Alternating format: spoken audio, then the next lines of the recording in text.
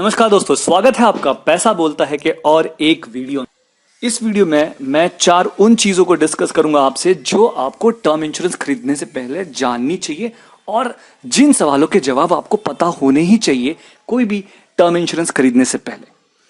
ये 4 चीजें जो मैं इस वीडियो में आपके साथ डिस्कस करूंगा वो है दोस्तों, टर्म इंश्योरेंस का कवर कितना होना चाहिए, आपके लिए पर्याप्त कवर कितना होगा, 1 करोड़, 5 करोड़ या 50 करोड़। दूसरी चीज जो इस वीडियो में मैं आपको बताऊंगा वो है टर्म इंश्योरेंस का पीरियड कितना चुने, मतलब टर्म इंश्योरेंस खरीदते वक्त कितने सालों की टर्म इंश्योरेंस पॉलिसी आपने खरीदनी चाहिए। तीसरी चीज जो मैं इसमें डिस्कस करूंगा वो है एक अच्छा टर्म इंश्योरेंस प्लान कैसे चुने और अच्छा टर्म इंश्योरेंस प्लान चुनते वक्त कौन सी चीजों का ध्यान जरूर रखें। चौथी और आखिरी चीज जो इस वीडियो में मैं आपको बताऊंगा वो है दोस्तों, एक अच्छी टर्म इंश्योरेंस कंपनी कैसे चुने। दोस्तों हमेशा याद रखिएगा, टर्म इंश्योरेंस एक बहुत ही लंबा कमिटमेंट होता है, कम से कम 15 से 30 साल का वो कमिटमेंट होता है और इसीलिए टर्म इंश्योरेंस चुनते वक्त हमेशा और हमेशा इन सारी चीजों का ध्यान रखकर ही अपना पैसा, अपनी कमिटमेंट किसी भी प्रोडक्ट, प्लान या कंपनी को दे। आपका कवर कैलकुलेट करने के लिए बहुत ही सिंपल और स्ट्रेट फॉरवर्ड रूल मैं आपको बताऊंगा। वो ऐसा है दोस्तों कि आपकी जो भी मंथली इनकम है, मंथली इनकम मतलब वो आपकी सैलरी से हो सकती है, आपके बिजनेस से हो सकती है, जो भी मंथली इनकम है माइनस आपकी ईएमआई, चाहे वो किसी भी प्रकार की हो, होम लोन की हो, पर्सनल लोन की हो या आपकी कार लोन की हो, इनको माइनस करके जो भी फिगर आता है, जो भी आंकड़ा आपको मिलता है उसको आप मल्टीप्लाई करें 300 से, 300 से। मैं फिर से एक बार रिपीट करता हूं दोस्तों, आपकी मंथली इनकम में से आपकी ईएमआई, सारी ईएमआई माइनस कर ले, निकाल ले, उसके बाद जो आंकड़ा बचता है उसको 300 मतलब 300 से मल्टीप्लाई करें। ये हो गया आपका मंथली इनकम के हिसाब से एक फिगर जो कैलकुलेट होता है। उसमें आपकी जो भी सारी लायबिलिटीज है, टोटल लोन अमाउंट जो है आपका, हो सकता है आपका लोन अमाउंट 50 लाख हो, 60 लाख हो, सारे लोन्स मिला के उनको जोड़ दे।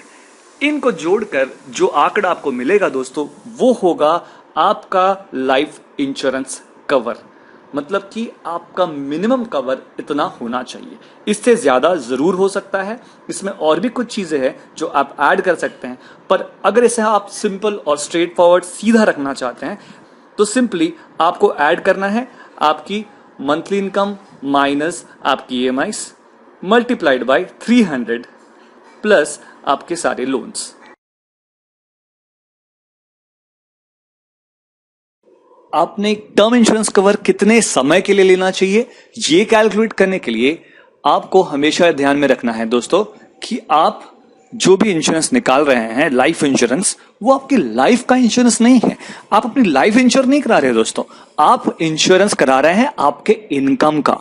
तो ये बात आप हमेशा याद रखिए कि आपका इनकम आप इंश्योर करा रहे हैं, जो आप महीने का कमाते हैं या आपकी फैमिली के लिए आप जो भी इनकम सपोर्ट देते हैं उसका इंश्योरेंस करा रहे हैं, ना कि लाइफ इंश्योरेंस। उसे कहा लाइफ इंश्योरेंस जरूर जाता है, बट हकीकत में अगर आप सोचे तो आपको यह समझ में आएगा दोस्तों कि आप लाइफ इंश्योरेंस नहीं करा रहे हैं, आप करा रहे हैं आपका इनकम इंश्योरेंस आपकी फैमिली के लिए। और इसीलिए जब भी आप टर्म इंश्योरेंस ले रहे हैं तो जो पीरियड आपको चुनना चाहिए वो इतना चुनना चाहिए जिस वक्त तक आप आपकी फैमिली को इनकम सपोर्ट कर रहे हैं। नॉर्मली ज्यादातर लोगों के लिए ये जो उम्र होती है जहां तक वो अपने फैमिली को इनकम सपोर्ट देते हैं वो होते हैं 60 to 65 ईयर्स, 60 से 65 सालों तक की उम्र तक हम अपने फैमिली को इनकम सपोर्ट दे रहे होते हैं।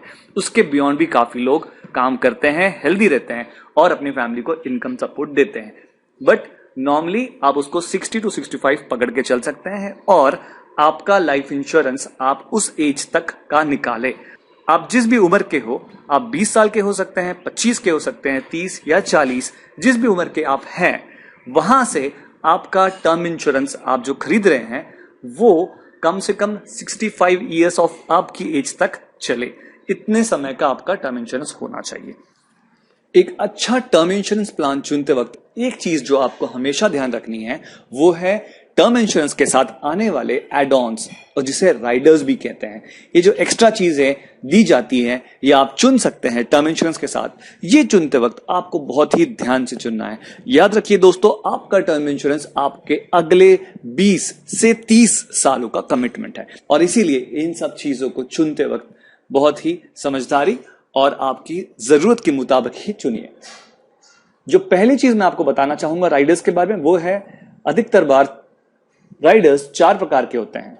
उनमें एक होता है एक्सीडेंटल डेथ बेनिफिट राइडर, दूसरा होता है क्रिटिकल इलनेस बेनिफिट राइडर, तीसरा वेवर ऑफ प्रीमियम, मतलब कि आपके प्रीमियम्स माफ कर दिए जाते हैं किसी प्रकार की डिसेबिलिटी के केस में या किसी प्रकार की क्रिटिकल इलनेस के केस में। ये 4 प्रकार के राइडर्स अधिकतर कंपनियां देती हैं। इसके अलावा भी कुछ राइडर्स होते हैं जो हम यहां डिस्कस नहीं करेंगे। इन राइडर्स को चुनते वक्त हमेशा ध्यान रखिए दोस्तों कि इनमें से 2 राइडर्स जो है, जिसे हम कहते हैं एक्सीडेंटल डेथ बेनिफिट और दूसरा क्रिटिकल इलनेस राइडर, ये थोड़े महंगे प्रकार के राइडर्स होते हैं। अगर आप अपने टर्म इंश्योरेंस में इन राइडर्स को जोड़ते हैं तो आपकी टर्म इंश्योरेंस की कॉस्ट ऊपर जा सकती है, थोड़ा महंगा पड़ सकता है आपको टर्म इंश्योरेंस। और जो दूसरे 2 प्रकार के राइडर्स है जिन्हें हम कहते हैं वेवर ऑफ प्रीमियम, मतलब प्रीमियम माफ हो जाने वाला राइडर्स, अगर इंश्योरर को किसी प्रकार का रोग हो जाता है जो इंश्योरेंस कंपनी की लिस्ट में है या किसी प्रकार की डिसेबिलिटी हो जाती है, उस केस में वेवर ऑफ प्रीमियम हो जाता है। ये जो राइडर होता है ये सस्ता होता है, ये आपके इंश्योरेंस की कीमत बहुत ज्यादा नहीं बढ़ाता। तो आपके राइडर्स आप हमेशा बेहद ध्यान से चुने दोस्तों। इस पर डिटेल में एक और वीडियो में बनाऊंगा जिसमें राइडर्स को मैं आपको डिटेल में समझाऊंगा, साथ ही साथ इस पे डिटेल डिस्कशन करूंगा कि कौन सा राइडर लेना चाहिए, क्यों लेना चाहिए, क्यों नहीं लेना चाहिए। टर्म इंश्योरेंस खरीदने के लिए एक अच्छी कंपनी का चुनाव करना बहुत ही जरूरी है दोस्तों, ये बहुत इंपॉर्टेंट चीज है। और अच्छी कंपनी का मतलब ये नहीं होता कि जो कंपनी आपको सबसे सस्ते दामों में, सबसे कम दामों में टर्म इंश्योरेंस दे रही है वो सबसे अच्छी है आपके लिए। अच्छी कंपनी चुनते वक्त इन 3 चीजों का ध्यान आप जरूर रखें। पहली, कंपनी का ब्रांड रेप्यूटेशन, मतलब कंपनी का मार्केट में ब्रांड वैल्यू कैसा है, उस पे लोगों को भरोसा है या नहीं है।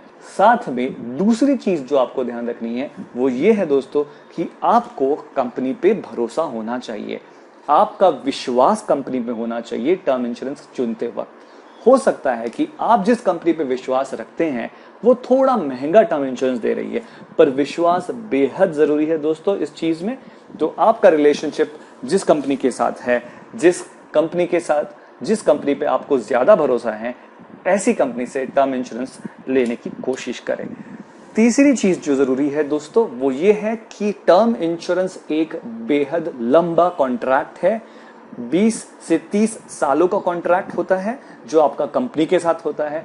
और इंश्योरेंस लेते वक्त कीमत के साथ साथ आपको ये ध्यान में रखना जरूरी है दोस्तों कि आपको मन की शांति भी मिले, मतलब कि आपको टर्म इंश्योरेंस लेने के बाद ऐसा ना लगे कि मैंने गलत कंपनी से टर्म इंश्योरेंस ले लिया, भले ही मेरा इंश्योरेंस सस्ता है पर मुझे उतना भरोसा नहीं है कंपनी पे।